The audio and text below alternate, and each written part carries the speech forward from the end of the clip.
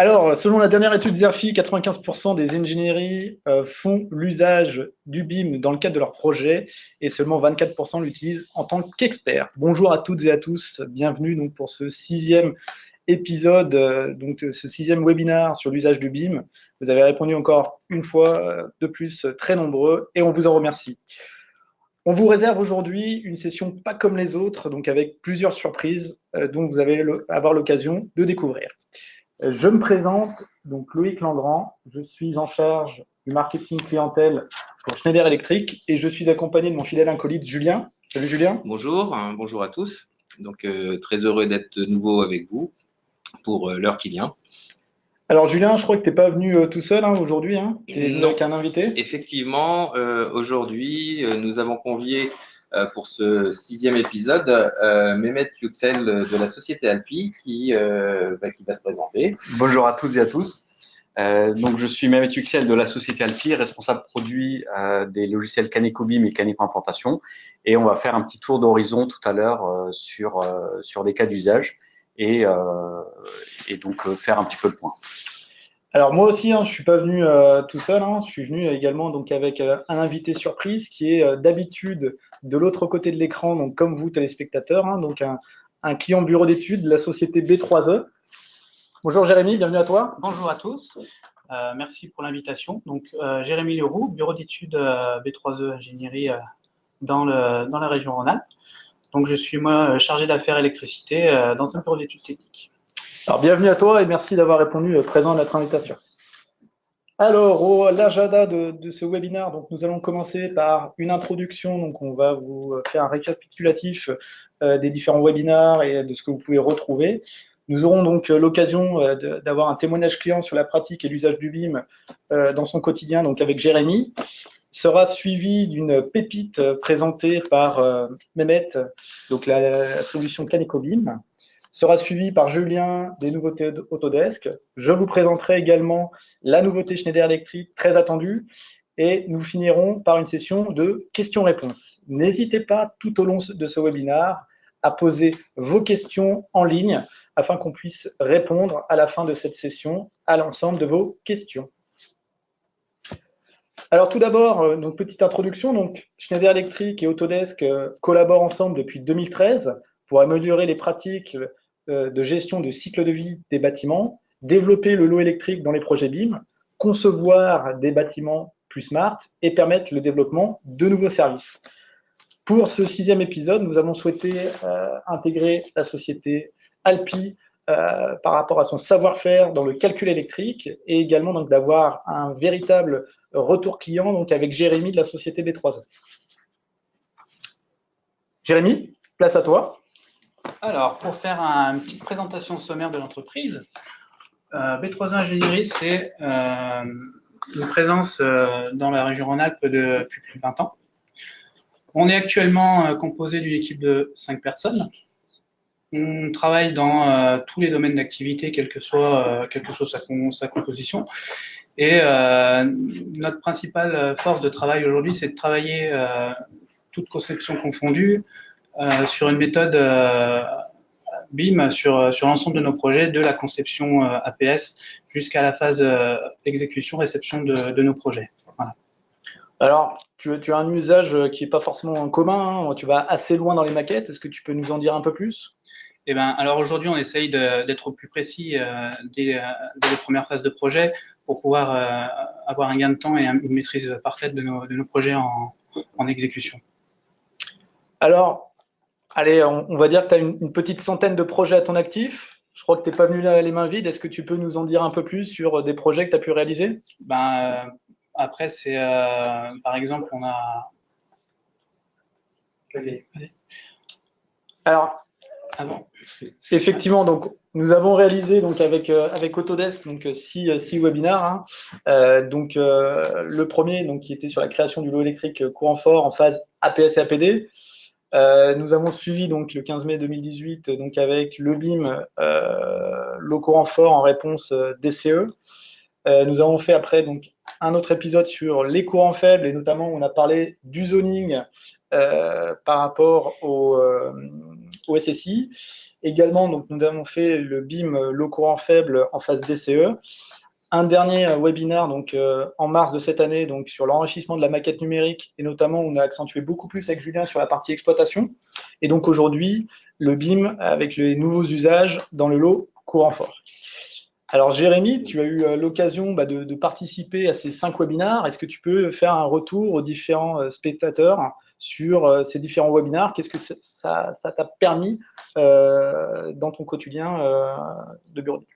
Eh ben alors nous au quotidien donc déjà j'ai bien pu me baser sur ces différents webinaires qui ont été présentés et le plus intéressant et le plus pertinent pour moi ont été le webinaire sur les phases de conception APS APD en courant fort et en courant faible où je vous montrerai sur une démonstration un peu plus tard dans le webinaire où on applique concrètement ce que Julien avait présenté la dernière fois.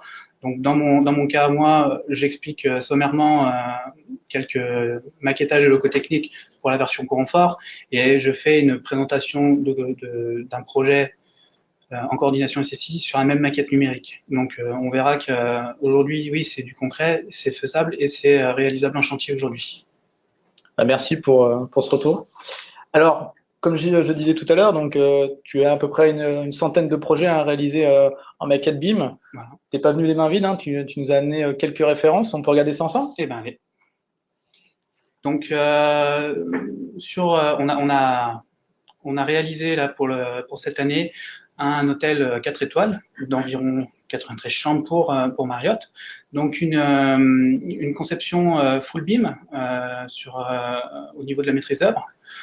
On a justement réalisé cette partie tout en BIM de la conception APS jusqu'à, donc là pour le moment on est en phase d'attribution des lots, donc on va voir par la suite comment ça va se passer. Ensuite, on a réalisé sur la même année, en sous-traitance par contre de compétences pour un autre bureau d'études, un IGH en région lyonnaise qui s'est fait récemment en consultation, où là on a réalisé l'ensemble de la maquette numérique pour la partie électrique. Donc c'est environ une année d'études pour ma part. Et à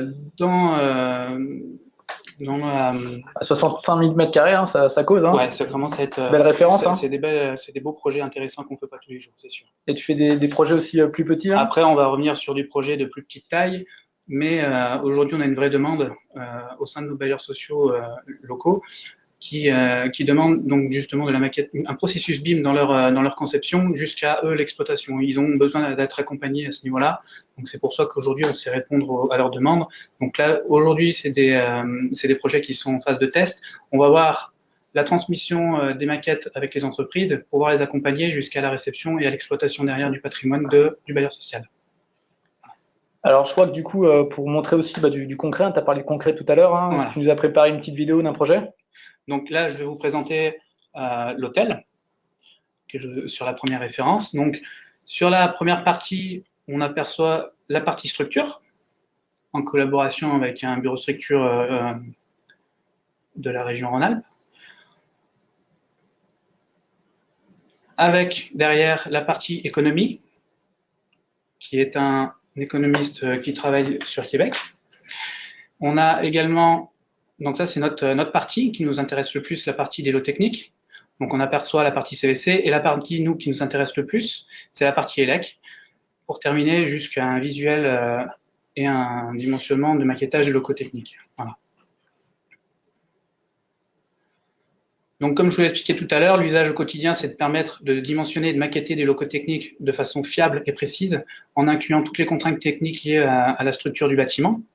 Donc, on donne nos différentes contraintes techniques. Donc, ça marche pour l'ELEC, mais ça marche aussi pour la CVC. Et pareil pour la partie courant faible, où on aperçoit ici la même maquette numérique, mais en incluant toute la partie coordination SSI et le zoning à partir des éléments de surface, comme l'expliquait Julien sur les anciens webinaires. Donc aujourd'hui, c'est une solution qui fonctionne très bien. En complément, une petite démonstration aussi sur la solution Schneider BIM-Busway qui permet de générer des gains à barres. Donc là, c'est une petite démonstration sommaire entre armoire et armoire, et puis on a la même présentation. Donc on aperçoit déjà bien la manipulation de la gaine à barre qui se génère automatiquement en fonction du souhait. Et c'est surtout la création et la conservation de la nomenclature et puis les différentes références des gaines à barre Schneider. Et une deuxième présentation sur la même maquette numérique avec par contre un visuel en colonne montante pour alimenter différentes armoires divisionnaires dans les niveaux supérieurs. Donc on aperçoit bien également la gaine à barre qui se génère automatiquement en fonction des contraintes liées au cheminement, par exemple. Eh ben, merci Jérémy pour ce témoignage. Alors tout à l'heure, je vous ai parlé d'une pépite qu'allait vous présenter la société Alpi, donc je vais laisser la main à Mehmet pour sa présentation. Merci Loïc. Donc, avant de passer à la partie purement CanecoBIM, un petit rappel sur ce qui s'est passé cette année. Nous avons lancé une nouvelle offre commerciale qui s'appelle Caneco One, qui vient regrouper l'ensemble des outils qui sont la composante de notre savoir-faire pour l'installation électrique, donc aussi bien de la conception jusqu'à la réalisation et l'exploitation d'un bâtiment, d'un projet électrique, et qui recouvre donc les différents aspects de la conception de ce projet, à savoir le calcul, le dimensionnement, les plans, le chiffrage, la mise en armoire, etc. Dans le cadre de ce webinaire, on va surtout se focaliser sur deux logiciels, à savoir CanecoBT et CanecoBIM. Alors, la première partie, je dirais, si on s'intéresse à ce qui se passe dans Revit, la question qu'on peut se poser lorsqu'on récupère une maquette numérique dans Revit, c'est la quantité et la qualité des informations qui sont présentes, que ce soit au travers des objets, des paramètres électriques et donc l'exploitation qu'on va pouvoir en faire et des éléments qu'on va devoir compléter ou améliorer ou rajouter. Et CanecoBIM donc vient s'interfacer en fait à cette étape-là.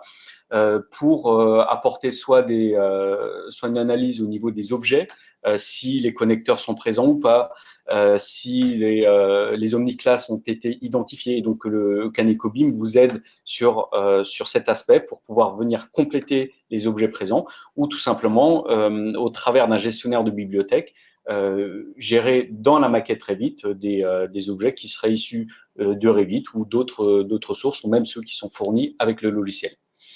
L'autre point qui pourrait être utilisé également, par exemple dans ce cas de figure, c'est l'affectation en masse de paramètres, que ce soit au niveau des objets, au niveau du projet, mais également au niveau des circuits électriques pour pouvoir enrichir et personnaliser toutes les informations dont on serait amené à utiliser au sein d'un projet sous Revit. Donc, une fois la partie purement paramétrage et je dirais préparation qui est terminée dans Revit, il y a la phase de création des systèmes électriques. Donc ça, c'est une partie que Jérémy vous a présentée et il vous en reparlera tout à l'heure. Et ce sont des choses qui ont été vues durant les webinaires précédents. Maintenant que l'installation électrique a été conçue et modélisée avec Revit, la question va se poser au niveau du dimensionnement de l'installation. Comment est-ce qu'on va faire cette partie-là? Donc, c'est ici que intervient en partie CanecoBIM, mais également CanecoBT. CanecoBIM va vous permettre de réaliser une analyse et une création automatique des câbles pour obtenir des métrés et un routage précis du câble pour pouvoir derrière faire le dimensionnement des câbles et des protections de manière plus précise. CanecoBIM propose donc un explorateur de câbles au sein de Revit qui va vous permettre déjà dans un premier temps de contrôler la structure de votre installation, si tout est bien câblé, bien configuré, et à partir de là, venir éventuellement pointer certains équipements, certains circuits au travers de l'explorateur, mais également au travers du ruban dynamique de Revit, et donc contrôler les équipements. Une fois que le calcul du câble aura été effectué, bien, on va pouvoir venir contrôler le câble et effectivement modifier le routage. Si on prend l'exemple ici, en mettant en avant au travers de la trajectoire de circuit de Revit, on voit que le câble transitait sur le chemin de câble courant faible et donc on va venir simplement le modifier au niveau du projet pour faire router le câble au niveau du chemin de câble courant fort. Ici, c'est un exemple qui est fait sur un circuit, vraiment pour bien comprendre la mécanique et ce qui se passe. Mais bien sûr, l'objectif, c'est de pouvoir le faire en masse au travers d'une distribution de tous les circuits qui en découlent ou sur un circuit précis parce que vous avez besoin de faire une ségrégation ou des contraintes techniques qui sont liées à votre projet. Et à chaque modification que vous faites ici, donc ce qui est important également, c'est qu'on va obtenir une longueur minimale et maximale, mais également venir réécrire les trajectoires de circuit de la maquette Revit et donc obtenir une information qui est inscrite en dur dans votre projet. Et enfin, dernier point, avant de passer à CanecoBT, en fonction de l'usage que vous pouvez avoir, une approche qui peut être intéressante, c'est de réaliser des groupes de tête, des protections générales au niveau de votre installation, de regrouper les différents circuits, mais également de venir affiner les types de circuits qui ont été définis par Revit. Une fois toute cette partie réalisée, donc que moi j'appelle une modélisation pré-CanecoBT, donc les systèmes électriques qui sont définis dans la maquette, eh bien, on va passer à CanecoBT pour pouvoir faire ce que vous avez sans doute l'habitude de réaliser, donc les schémas, les notes de calcul.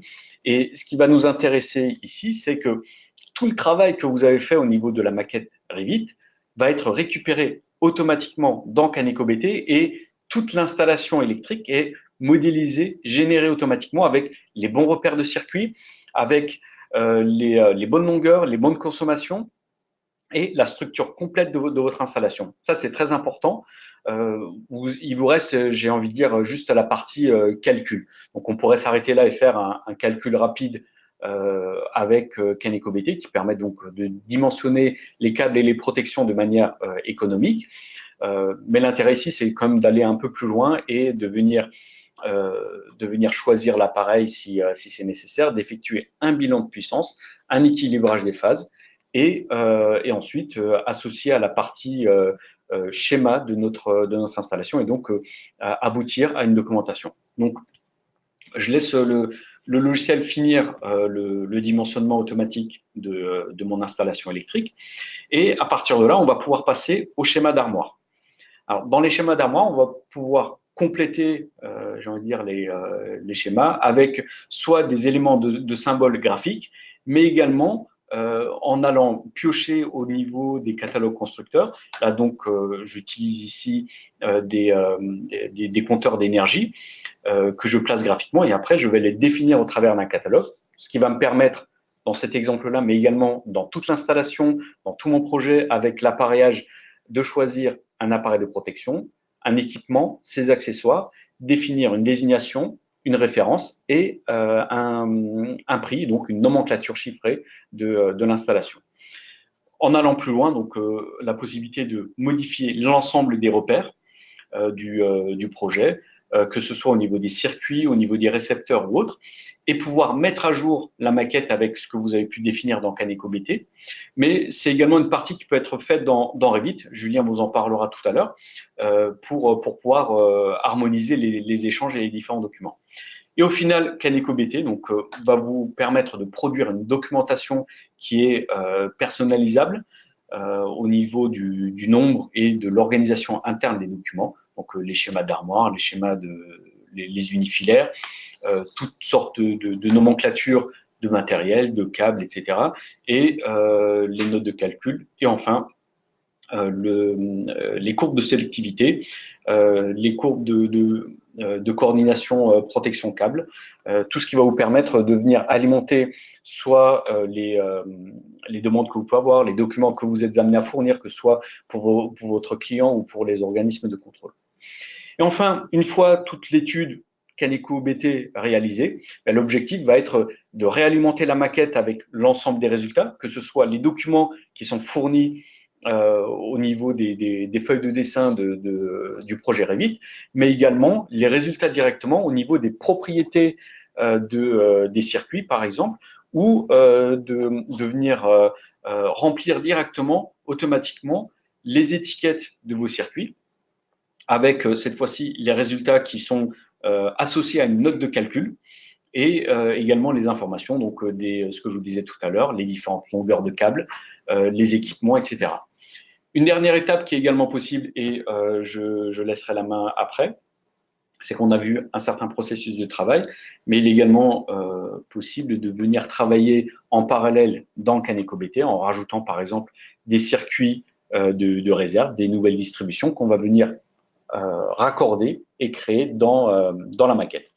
Donc voilà rapidement un tour d'horizon de ce que nous pouvons faire. Je vais laisser la parole maintenant à Jérémy qui a eu l'occasion de tester cette nouvelle version de CanecoBeam durant ces dernières semaines et donc il va vous faire part de son retour d'expérience. Alors merci Mehmet. On a appliqué cette solution sur un projet concret qu'on est en train de faire en phase APD. On a donc ce qui est important, c'est de bien utiliser la fonction du système dans une installation électrique, mais dans Revit. On conçoit son arborescence et son architecture électrique directement dans Revit, en incluant directement et en nommant les différents circuits qu'on souhaite. Et on définit après sa répartition sur l'armoire avec les répartiteurs, les sous-répartiteurs, les jeux de barres, etc. On fait les manipulations pour l'ensemble de l'installation et on vient faire le travail qu'on vient de réaliser sur ce que Mehmet a présenté dans Caneco. Alors, qu'est-ce que ça t'a apporté, cette solution, dans le cadre de ton travail de tous les jours? Alors, moi, ça a été vraiment un gain de temps, puisqu'en fait, toute la conception électrique est vraiment chaînée à ma maquette numérique. Donc, aujourd'hui, on sait que cette solution fonctionne. Elle est utile pour moi pour pouvoir métrer et quantifier directement mes câbles et dimensionner mon installation électrique et de générer une note de calcul et un schéma électrique pour tous les organismes qui le demandent ou pour les entreprises. Et c'est vraiment après, le but c'est vraiment d'accompagner l'entreprise pour qu'elle n'ait aucun souci derrière en chantier. Merci à toi. Ouais, juste, moi je me permets de. C'est du live, question, c'est du live. Clairement, en fait, avant de mettre en œuvre CanecoBeam, tu avais deux utilisations bien distinctes, on va dire, dans ton flux de travail entre la partie je dirais la partie conception qui était faite avec Revit et la partie calcul. Dans quelle mesure ça te soulage de pouvoir passer de l'un à l'autre? Qu'est-ce que ça t'apporte globalement, essentiellement du temps, de la précision, ça m'apporte vraiment du gain de temps aujourd'hui, de productivité. On n'est plus obligé de prendre des notes sur une feuille pour pouvoir se rappeler des différents systèmes qu'on a créés, l'arborescence de notre architecture, etc. On doit vraiment, aujourd'hui, ce qui est bien, c'est qu'on utilise deux logiciels. On n'utilise pas plusieurs passerelles, mais c'est vraiment un gain de temps et de productivité et de précision sur la conception électrique.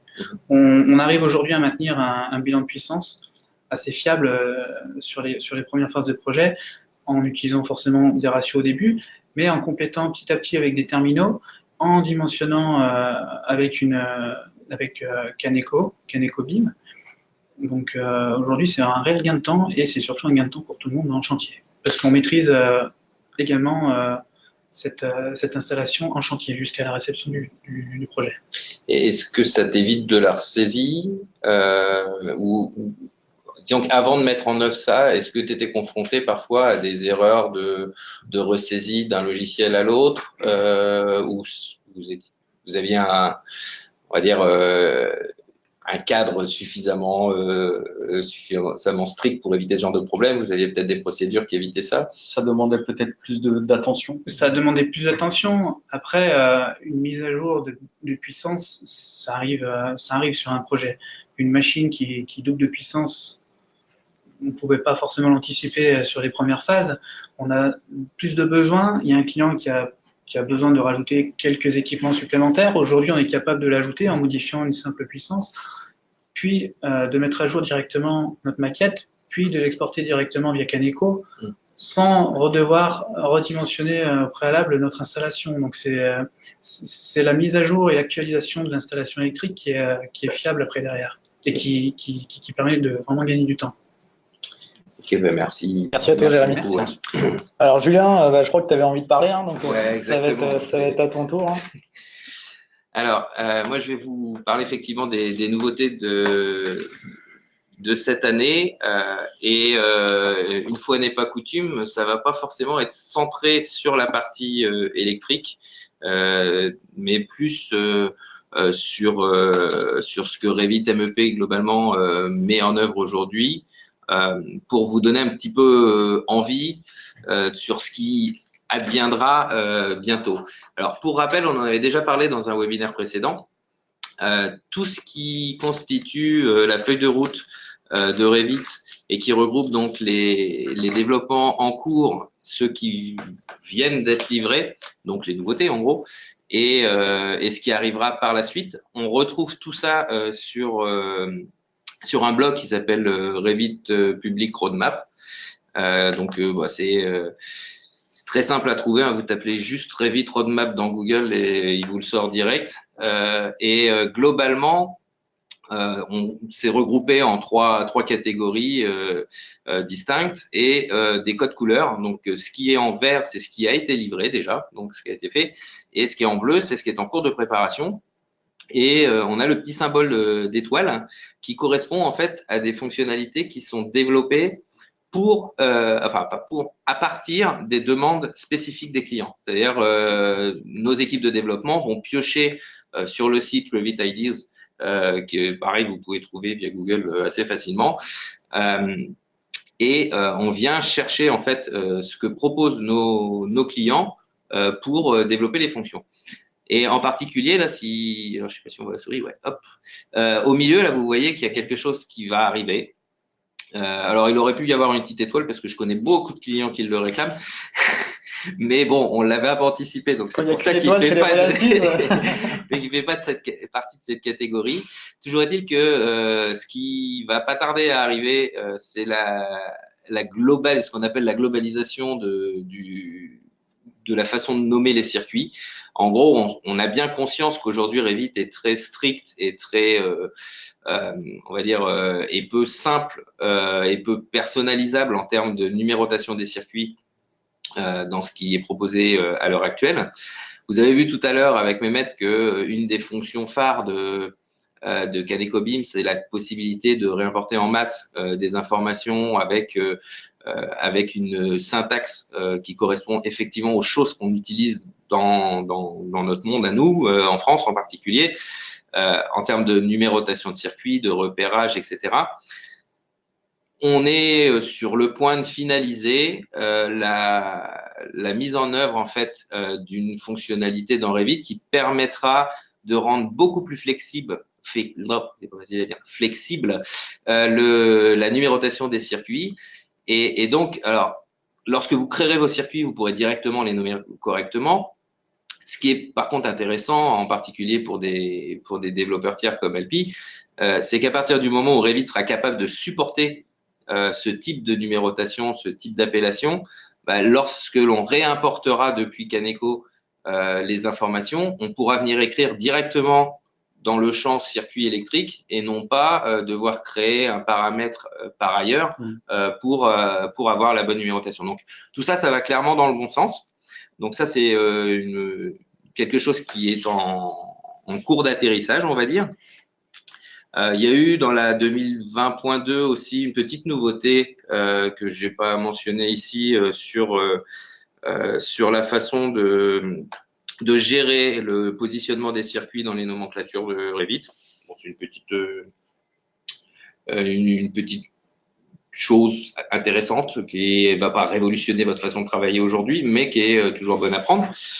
Et puis, ce sur quoi je voulais insister, c'est ce qui a été livré dans la version 2020.1, donc la mise à jour de cet été, et en particulier l'apparition d'un nouvel outil qui s'appelle System Analysis for Revit.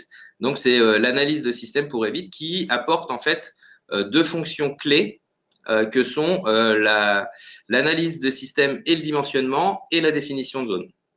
Alors, pour le moment, ça s'adresse plutôt aux ingénieurs clim, mais je dirais que la philosophie de cette fonction, c'est quelque chose que l'on retrouvera dans ce qui est en cours de développement qui n'apparaît pas dans la roadmap parce que c'est quelque chose qu'on est en train de finaliser, enfin de travailler plutôt en interne. Mais on va rester sur cette philosophie. Et en fait, quel est l'intérêt de ce nouvel outil?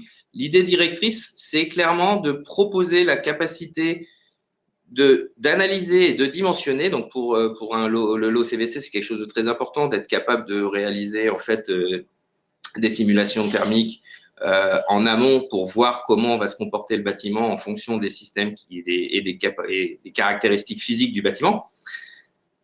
Mais souvent, ce qui nous pénalise lorsqu'on veut tenir compte des systèmes dans Revit, c'est qu'il faut les avoir modélisés au préalable. Il faut avoir posé ses équipements, il faut avoir tiré ses gaines, etc. En électricité, c'est pareil. Aujourd'hui, pour faire du calcul, faire un bilan de puissance, par défaut, je dirais, si on n'a pas posé les équipements terminaux et les armoires électriques, on peut pas. Donc là, je vous renvoie au webinaire numéro 1 qu'on avait fait, où on vous donne des pistes pour contourner ça. Et clairement, c'est sur la base de ce qu'on avait présenté il y a un an que nous travaillons sur la partie électrique pour proposer un outil similaire. Mais là, l'idée, donc, c'est de proposer pour la partie CVC la possibilité, en fait, d'analyser et de dimensionner avant même d'avoir modélisé quoi que ce soit. Donc, en fait, comment ça se présente? D'abord, on va naturellement s'appuyer sur je dirais les caractéristiques physiques et météorologiques, on va dire, du projet, pour s'appuyer en fait sur ce bâti et naturellement définir nos volumes. Mais ce que vous voyez là, c'est qu'on est capable de venir esquisser en fait juste une ligne qui vient regrouper un ensemble de locaux et de dire tous ces locaux là, ils sont alimentés par tel équipement central. Et à ce moment-là, en fait, on va pouvoir faire ça sur l'ensemble du bâtiment. Donc, on peut prédéfinir nos systèmes sans les avoir modélisés. On peut préciser comment ils fonctionnent les uns avec les autres, les interdépendances et les regroupements. Et ensuite, en utilisant le moteur de calcul Energy+, on va être en mesure, en fait, de simuler le bâtiment et de dimensionner les équipements. Et du coup, ce sur quoi on arrivera derrière, c'est la création de rapports, donc de deux sortes. Le premier qui correspond en fait, hop, ça va bien se lancer. Donc, là, pour le coup, c'est moi qui n'ai pas bien paramétré. Donc, on a un premier type de rapport qui correspond en fait à la partie dimensionnement et calcul des charges de chaud et froid par zone, par système. Donc c'est vraiment un rapport très très détaillé qui va très loin dans l'analyse. Alors chose importante, donc on s'appuie sur le moteur Energy+, qui est le moteur que l'on retrouve dans la plupart des outils de simulation thermique dynamique aujourd'hui. Mais ce qui est intéressant, c'est que le calcul se fait en local. C'est-à-dire qu'on ne va pas envoyer le modèle dans le cloud et le calcul est fait dans le cloud et on récupère un rapport. Non, là, tout ça reste en local dans Revit. Donc, ça permet de travailler sur ce niveau-là. Le deuxième type, je dirais, de résultats que l'on obtient avec cet outil, c'est la partie performance énergétique annuelle. Donc là, on commence à s'approcher un petit peu des concepts qui vont arriver incessamment au niveau de la RE 2020. Et donc là, on a vraiment une analyse, je dirais, qui se fait sur l'année complète avec, selon la typologie des charges qui sont considérées des consommateurs d'énergie, la nature de l'énergie en particulier, etc. Donc c'est pareil, on obtient de la même façon, toujours en local, un rapport particulièrement détaillé sur le projet. Ce qui est très très intéressant, c'est qu'en fait on va pouvoir utiliser cet outil dès le départ du projet puisqu'on n'a rien à modéliser avant de pouvoir déjà lancer ce type de calcul. Et donc, on n'a même pas besoin d'attendre que le modèle archi soit complètement finalisé. on peut s'appuyer sur presque une esquisse, enfin pas presque, on peut s'appuyer sur une esquisse de l'archi pour attaquer ça. Donc, on a deux types de rapports qui sont proposés par défaut, mais on est connecté avec c'est Office, je sais plus quoi, c'est dans la vidéo d'avant à la fin, je me rappelle plus du nom, mais en gros, on propose un outil qui permet de personnaliser complètement la nature des calculs. Donc on n'est pas sur un outil figé. Naturellement, faut quelques connaissances de développement pour être en mesure de faire ça. Un peu à la mode. C'est comme s'il y avait une API à l'intérieur même de ce module-là pour aller plus loin dans la personnalisation. Donc voilà ce qu'on a mis à disposition cet été. Vous pourrez trouver des vidéos, des posts blogs, etc. À différents endroits. J'avais fait une présentation plus complète de ce module-là sur Batimat, dont j'ai posté la vidéo sur Autodesk France. Donc vous retrouverez aussi la présentation de Batimat sur ce sujet, si vous voulez en savoir un petit peu plus. Et puis sachez que voilà, l'idée directrice de ce type d'outil, qui aujourd'hui est dispo pour la partie CVC, c'est en cours de gestation pour avoir quelque chose de similaire pour l'électricité. Voilà. Merci Julien. Donc concernant les nouveautés Schneider Electric, donc vous êtes depuis plusieurs années des dizaines et des dizaines à nous demander chaque jour quand est-ce qu'on va sortir la bibliothèque Audace. Et ben voilà, c'est fait. Alors Audace, c'est notre best-seller d'appareillage interrupteur et prise, donc une gamme qui s'adapte à la fois dans vos projets résidentiels, en logement collectif ou en maison individuelle avec des panoplies de couleurs assez impressionnantes. Également, donc une plaque qui se personnalise qui s'appelle Audacious. Et une gamme également qu'on peut retrouver dans le tertiaire, donc en jouant sur les matières. Et également, donc, avec des personnalisations qu'on peut retrouver chez Oberflex, donc notamment pour les meubles de salle de bain, les portes de placard, etc. Alors, la particularité de cette gamme, et notamment à la fois pour les installateurs et pour les concepteurs, c'est qu'avec 20 références, vous couvrez 90% des besoins. Donc, une gamme qui est assez homogène, avec peu de références, qui vous permet de simplifier la conception. Les particularités de cette bibliothèque, donc, c'est qu'elle intègre bien évidemment la logique des connecteurs qu'on a pu voir donc, avec Jérémy et Mehmet pour savoir qui contrôle quoi, qui alimente quoi, donc cette logique d'architecture globale. Également, donc, elle intègre des objets qui sont paramétriques. Quand on va cliquer sur un objet, on a la capacité de modifier le produit et d'avoir derrière la bonne référence, donc en jouant uniquement sur les paramètres. La famille est également contextualisée dans un logement type pour pouvoir faire du copier-coller dans votre projet concret. Et également, donc, vous avez un mode kiosque qui vous permet donc d'aller choisir la référence qu'il vous faut, donc à partir, on va dire, d'un environnement tel un supermarché. Alors, ce que je vous propose, c'est de regarder ça en image.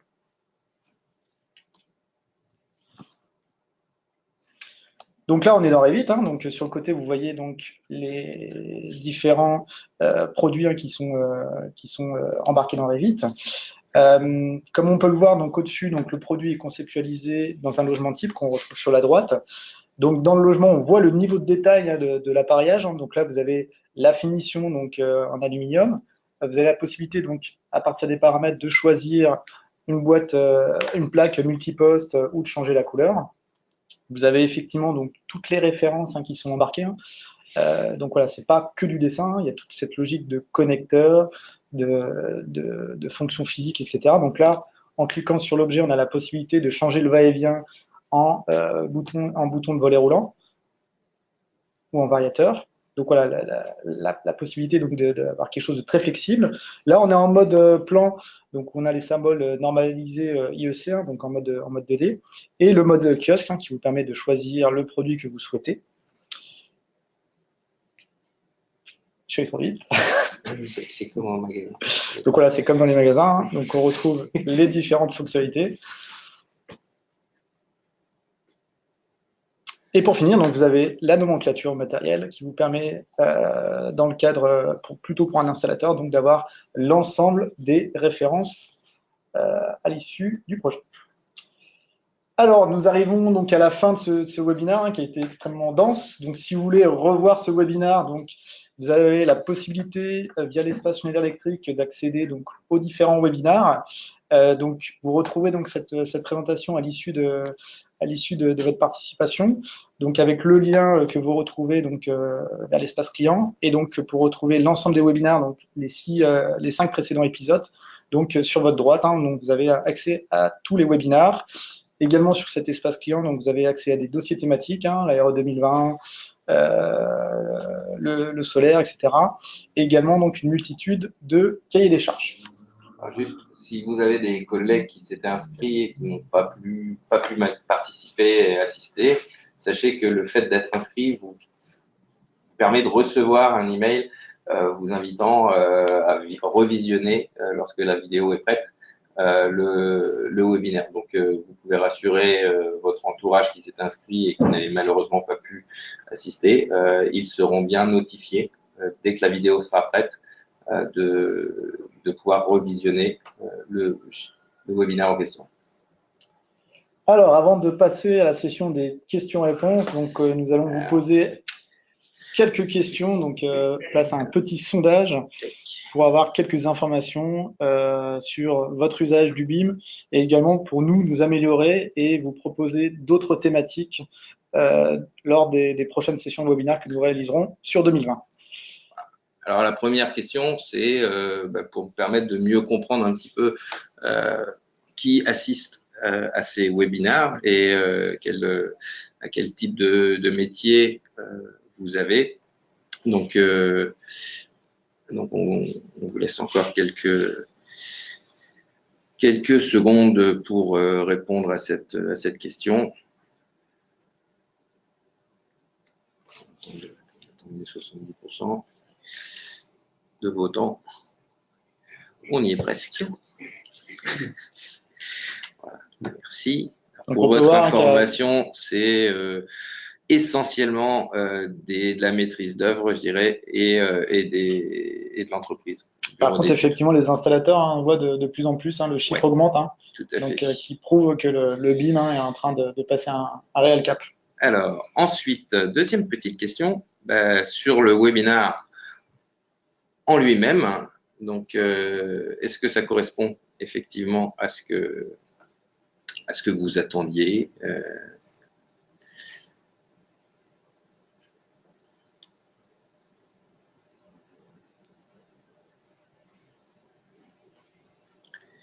On en profite pour vous remercier d'être toujours aussi nombreux à assister.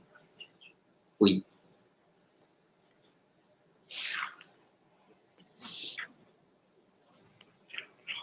Oui. Alors, pour vous rassurer, à l'issue de ces sondages, on viendra répondre à l'ensemble des questions. Peut-être pas à l'ensemble, parce que ça va dépendre de combien il y en a, on n'a pas encore découvert, mais au maximum de questions sur le temps imparti. Alors voilà, merci pour votre franchise. Alors ensuite, on a une question beaucoup plus précise et qui correspond en fait notamment à la mise en œuvre de gamme type Audace. Tout à fait. Donc, savoir un petit peu ce qui vous intéresse dans le...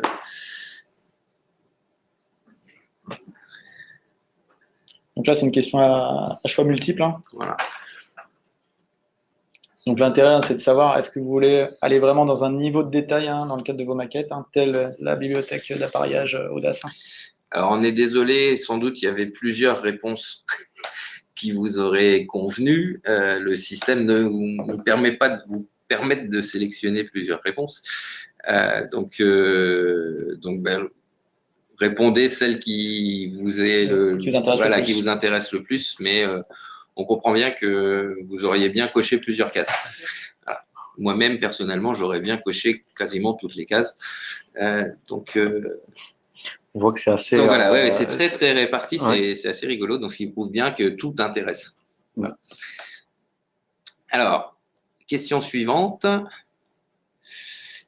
Du coup, là, ça peut être intéressant. Donc la bibliothèque Audace, pour l'instant, n'est pas encore sur BIMobject. Donc voilà, si vous voulez recevoir avant la publication, on vous propose en avant-première, vu que vous avez participé à ce webinaire, donc à recevoir donc cette bibliothèque à l'issue donc du webinaire. On laisse répondre, puis on permettra de savoir qui veut. Donc là, on laisse le maximum de personnes répondre.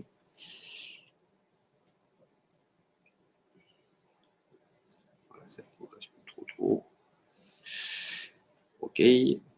Alors, ensuite, question pour le futur immédiat. Est-ce que vous envisagez, dans le cadre d'une utilisation d'un process BIM, d'intégrer les notes de calcul dans vos maquettes numériques? Après, la question subsidiaire, ça pourrait être sous quelle forme?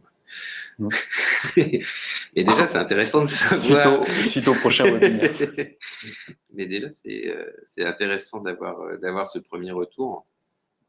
Et manifestement, voilà, on veut pas déflorer le suspense, mais une immense majorité semble être intéressée à l'idée d'intégrer les notes de calcul dans la maquette numérique. Alors, quelque chose qui est aujourd'hui en cours de développement et de préparation chez nous, on aimerait savoir si vous seriez intéressé pour suivre une formation BIM sur le lot électricité. Et en gros, on a 4 possibilités. Alors, il y a déjà des formations, dans ce qui vous est proposé, qui existent sur le marché, qui sont proposées notamment par Alpi. Dans le lot, il y en a une qu'on est en train de mettre en œuvre. Et voilà. Et on est assez curieux de voir un petit peu ce qui est.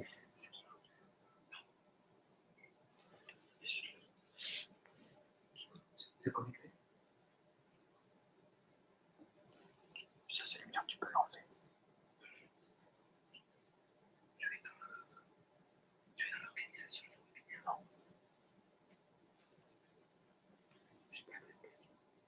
Ah. Bizarre.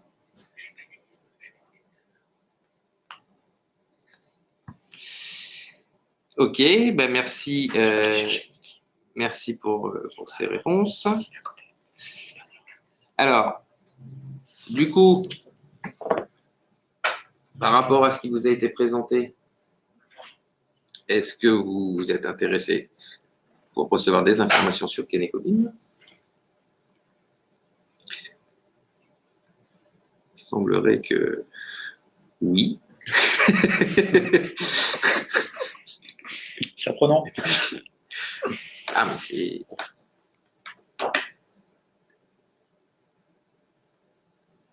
Ok. Bon, je pense que là, ça fait pas débat. Et alors, je pense que vous avez compris que la société B3E était en mesure de proposer aussi ses services sur différents projets, notamment, ou pour de sous-traitance pour des bureaux d'études, d'accompagner des maîtres d'ouvrage. Donc voilà, donc une question donc pour la société B3E, donc s'ils souhaitent donc si des personnes souhaitent être en contact avec eux dans le cadre d'un projet. Ça peut être aussi simplement pour échanger sur les process, les expériences, etc. Donc, c'est pas nécessairement d'un contact d'ordre commercial. Mais voilà, donc si vous êtes intéressé, n'hésitez pas à l'exprimer.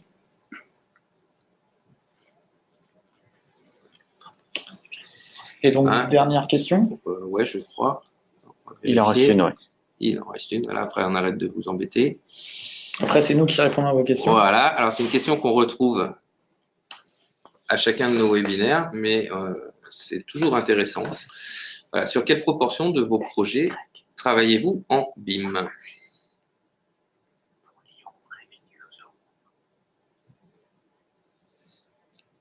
Il manque, je crois que c'était OK.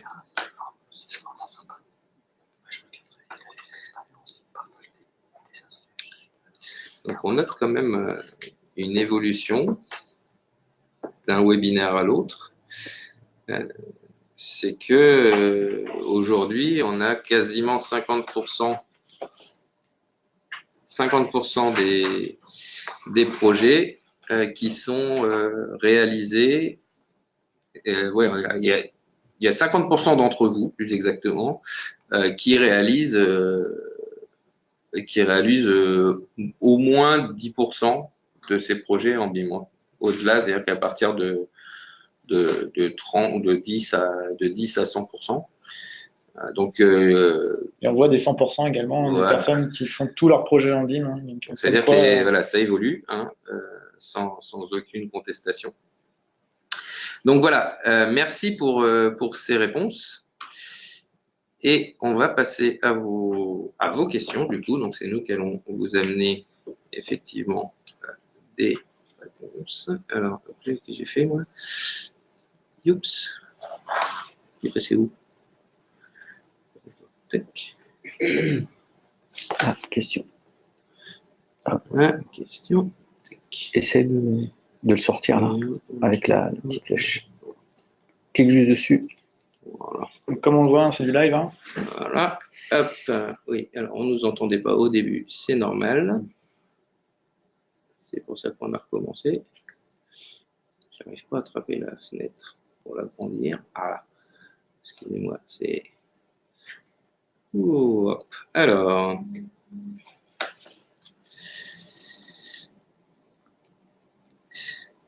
comment calculez-vous le nombre de luminaires? Utilisez-vous Dialux ou Evo? Alors clairement, là, je ne sais pas forcément d'ailleurs à qui s'adresse la question. Si, alors je vais répondre pour Autodesk, ce qui se fait. Et puis ensuite, je pense que de façon plus pertinente, on va laisser Jérémy répondre aussi sur la façon dont il travaille. Aujourd'hui, je pense que dans Revit, on est en mesure de, une fois qu'on a implanté, de connaître le niveau d'éclairement. Si les luminaires sont utilisés, possèdent bien des caractéristiques photométriques. Mais ça fonctionne pas dans l'autre sens, c'est-à-dire que on ne peut pas demander combien de luminaires il faut pour obtenir un certain niveau d'éclairement, ce que fait très bien Dialux ou la version évoluée de Dialux qui s'appelle Evo. Voilà. Donc, je dirais qu'aujourd'hui, pour savoir le nombre de luminaires à partir d'une donnée programmatique, on est obligé d'utiliser ce type de solution. Donc, j'aurais tendance à dire oui, il vaut mieux faire comme ça. Maintenant, je vais laisser la parole à Jérémy qui va expliquer comment lui fait. Alors nous, pour une utilisation, pour dimensionner nos éclairements, nos études d'éclairement, on utilise principalement Dialux Evo. À partir de la maquette numérique au format ISC, qui est capable aujourd'hui d'importer. Il existe aussi des passerelles qui utilisent par contre l'autre version de Dialux, qui est Dialux 4.13, enfin j'ai plus la version en tête, où là justement on permet d'exporter et d'importer un fichier au format STF, où on conserve les caractéristiques et l'encombrement simplifié du local, chose qu'on ne peut pas faire avec Dialux Evo. Donc nous, vis-à-vis d'un rendu graphique, on préfère utiliser quand même Dialux Evo. Voilà. Ok, merci. Alors, on a une question concernant les connecteurs au niveau des armoires électriques pour le raccordement des câbles. Alors, je vais la prendre pour moi, celle-là. Dans Revit, une armoire électrique, en fait, possède en général un connecteur courant fort qui lui... Mais le fait de le déclarer cet équipement comme une armoire électrique, il va comprendre qu'on peut lui raccorder en aval un certain nombre de circuits. Alors, je fais exprès d'utiliser deux dénominations distinctes entre câble et circuit. Revit raisonne en circuit électrique, là où physiquement, effectivement, on va venir raccorder un câble. C'est pour ça qu'il y a une complémentarité entre ce que va proposer Revit, où on va s'intéresser en fait à l'infrastructure du projet électrique, son architecture. Donc en gros, combien de circuits partent de chaque armoire, comment les armoires sont alimentées par une autre armoire et ainsi de suite. On ne s'intéresse pas nécessairement à l'objet câble que l'on va venir raccorder avec des cosses sur l'armoire. Là où ça va plutôt être le travail de l'outil de calcul qui, lui, va dimensionner à proprement parler le câble. Et là, on va raisonner en câble. Alors, on va raisonner aussi en circuit, mais on va raisonner en câble puisque Caneco est en mesure de générer, par exemple, un carnet de câbles, ce qui n'a pas de sens au sens très vite de parler de carnet de câbles, puisque l'objet câble en tant que tel n'est pas pris en considération. On va considérer le circuit. Alors, il y a un certain nombre de lots où un circuit égale un câble, mais c'est pas toujours le cas, et en particulier en courant fort. Si tu veux apporter un complément d'information. C'est tout à fait ça. On vient définir le câble en lui-même, si c'est un unipolaire, multipolaire, en fonction du mode de pose. Il y a aussi des questions là-dessus. On va y revenir également. Et on s'intéresse uniquement, dans un premier temps, au circuit, et en allant à l'étape d'après avec l'ensemble des informations nécessaires pour le dimensionnement du câble, eh bien, on va pouvoir calculer si c'est un câble multipolaire, unipolaire ou autre. Alors, il y a une autre, c'est pas forcément une question. Alors ça, je pense que c'est pour toi et c'est facile de donner la réponse. Alors, je vais juste répondre à la question dessus sur le fait de partir de Caneco BT. Ça dépend du projet, de la phase dans laquelle vous êtes au niveau du projet, mais Caneco BT et Caneco BIM permet effectivement de démarrer de Caneco BT, donc d'une note de calcul, pour venir alimenter une maquette Revit dans laquelle les systèmes électriques n'ont pas encore été définis. Vous pouvez également travailler dans ce sens-là. C'est tout à fait possible. Après, concernant les modes de pose, pour le moment, le lien n'est pas encore fait au niveau des coefficients de foisonnement, par exemple, au niveau des chemins de câbles. Ça, c'est une étape qui va arriver courant 2020 pour définir. Aujourd'hui, on a toute l'information, mais ce n'est pas encore automatisé au niveau des échanges entre Caneco BT et Caneco BIM. Bon, alors, ouais, ça concerne plutôt Caneco BT, je pense. Ouais, ça c'est plus du BT voilà. Pur. À la limite, il serait peut-être intéressant de recontacter le monsieur. Parce que, nous avons en fait les coordonnées des différentes personnes, donc nous reviendrons enfin en fonction des questions, que ce soit Julien, Loïc ou moi-même, on pourra revenir sur certaines questions. Alors là, il y a une question à propos de Caneco BIM à confirmer qu'il n'est plus nécessaire de passer par une phase Caneco implantation AutoCAD pour passer de Revit à Caneco. C'est effectivement l'objectif de pouvoir lier directement la maquette Revit à Caneco BT sans avoir besoin d'utiliser l'outil complémentaire qu'on utilise et qui est toujours disponible selon les cas de figure que vous avez.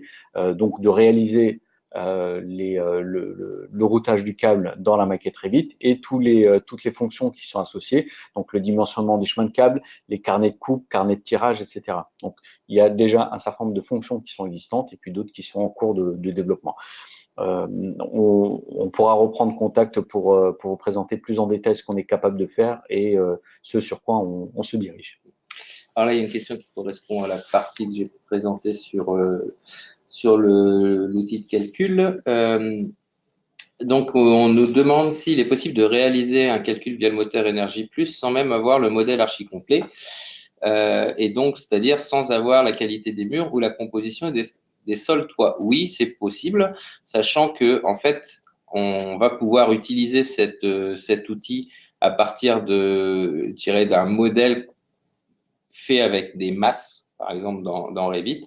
On va à ce moment-là simplement s'appuyer sur la géométrie, définir par exemple un pourcentage de surface vitrée, sans nécessairement définir précisément la nature des parois.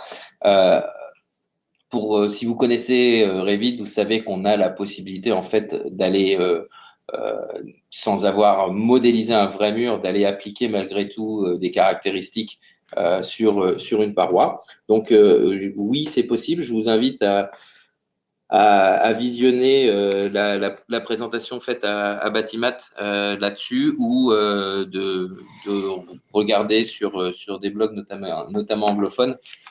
Vous allez trouver des informations qui vous montrent un petit peu comment procéder pour pouvoir partir vraiment d'un modèle complètement esquissé jusqu'à un modèle très détaillé et de pouvoir utiliser à chacune de ces étapes cet outil.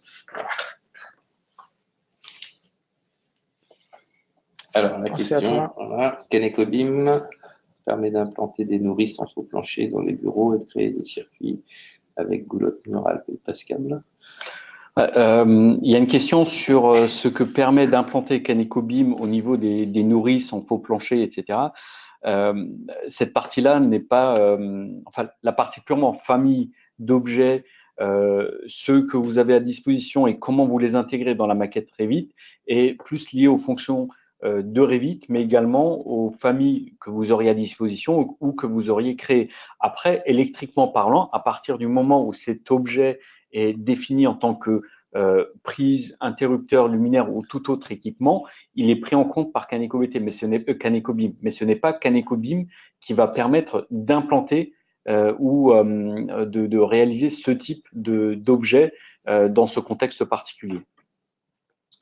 Alors une question pour là, donc combien de temps pour réaliser la bibliothèque Audace? Donc en fait la bibliothèque qui est disponible à l'issue de ce webinaire, donc si vous avez répondu à la question, si vous pouvez recevoir la bibliothèque, donc bien évidemment vous l'aurez dès à présent et donc après donc l'utiliser pleinement. On a une question qui demande quel est le meilleur moyen de revoir ce webcast. Alors pour revoir ce webinaire, donc vous allez recevoir donc un mail donc avec le lien pour revisionner donc ce webinaire et après donc à l'issue de cet envoi, vous pourrez également revoir depuis l'espace client de Schneider Electric donc l'ensemble des webinaires, donc les 5 précédents et ce dernier. Alors il y a une question sur la partie courant faible, peut-on intégrer des automates et capteurs et intégrer tout ça sur des systèmes CVC? La réponse est oui, et tout va dépendre, tout va dépendre.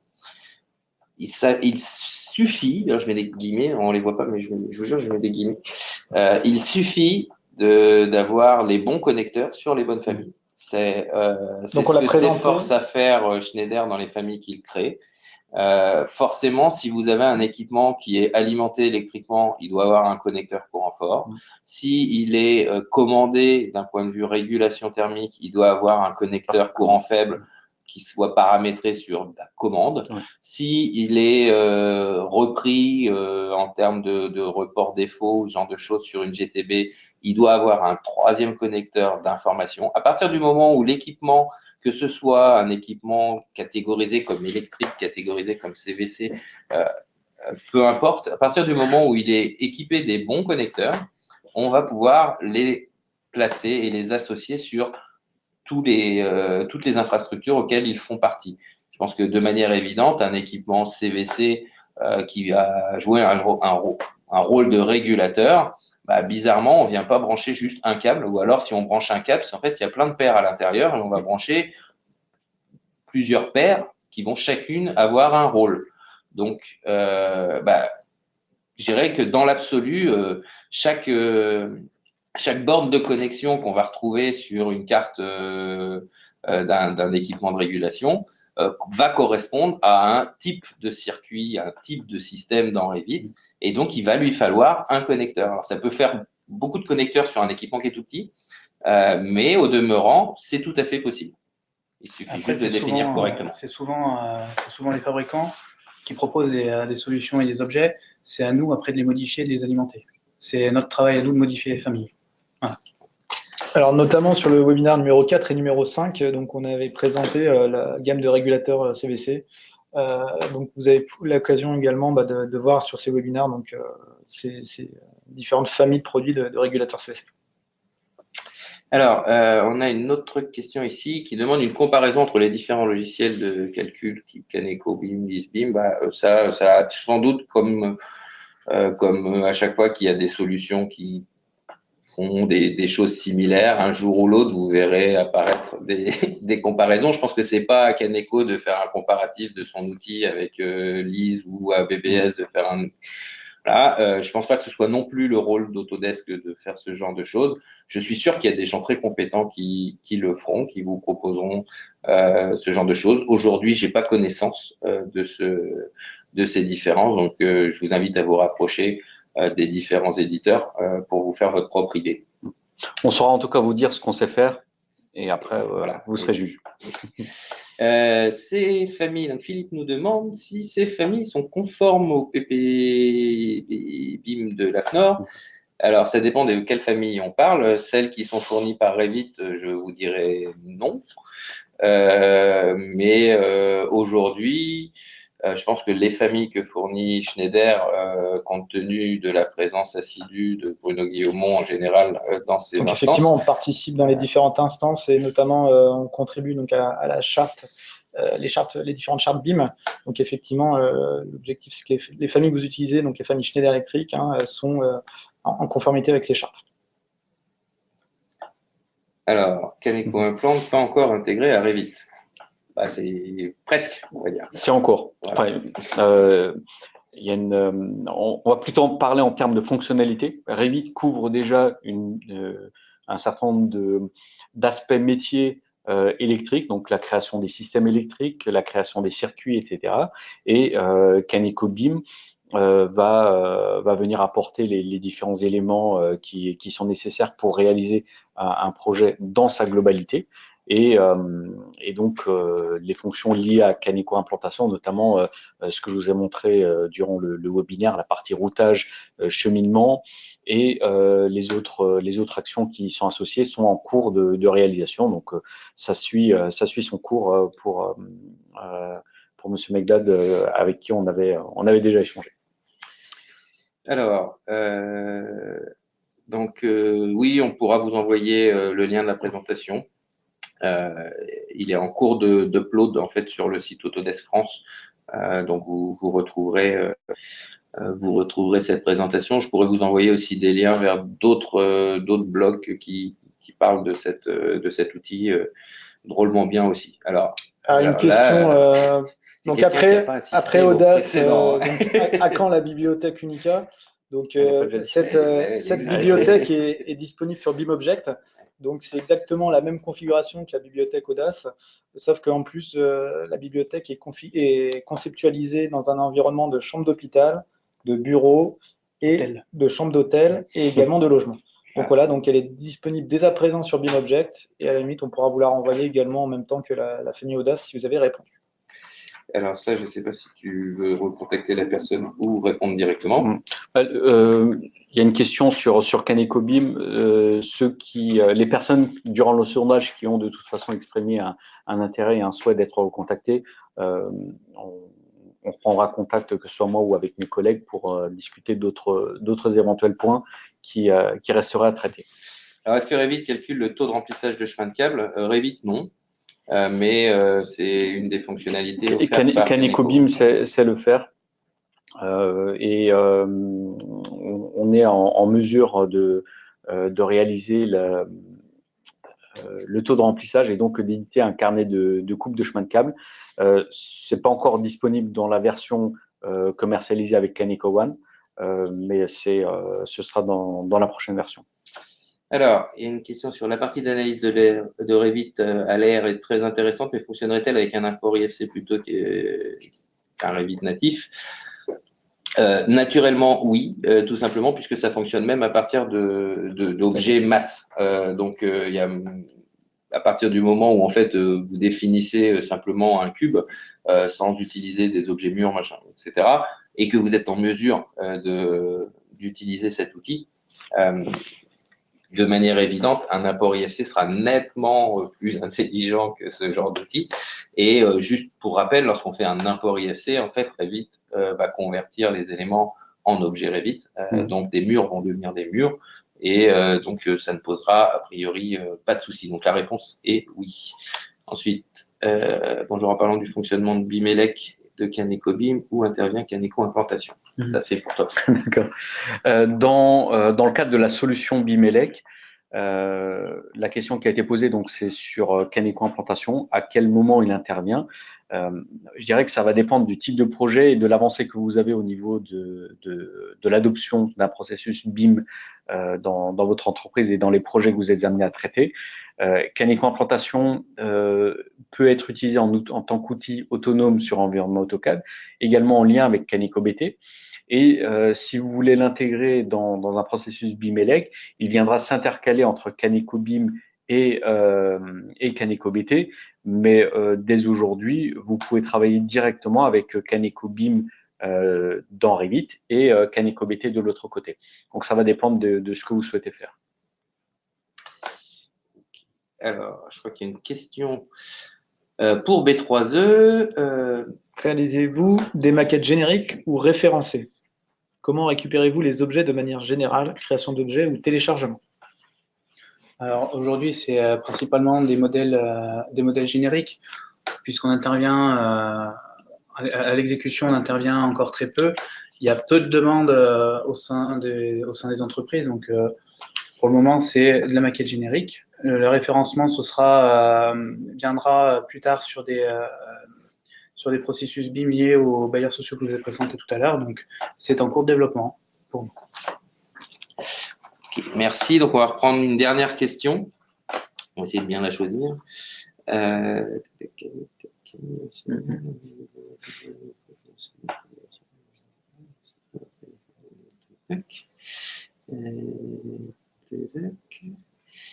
Tiens, allez, on va prendre celle-ci.